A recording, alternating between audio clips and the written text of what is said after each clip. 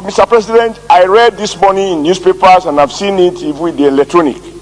The governor of Oyo State calling on the United Nations to investigate the overall circumstances surrounding the kidnap and even the rescue. I thought that was the most unstatemanly. He was carrying partisan politics too far, and this Senate should condemn his unguided statement. Nigeria is a sovereign nation.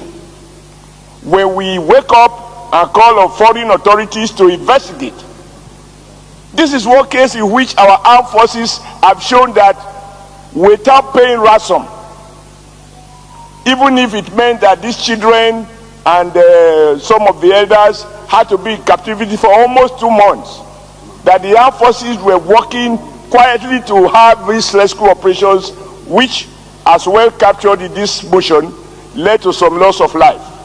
To trivialize it, to suggest, as the governor of Oyo State seems to have done, that there is something that is not open, that the UN needs to unearth the circumstances, is to question the sovereignty of our nation and to downplay the achievement of the commander-in-chief, President Bola Ahmed Tinubu, and all the service chiefs and in fact all those involved in this process.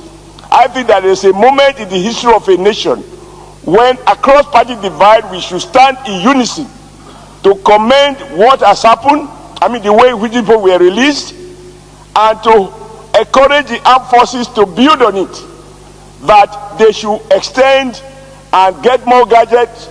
It's not possible for them to share with us some of the things they did. Like I heard, they were able to identify the guys, arrest some of their relatives, etc., etc.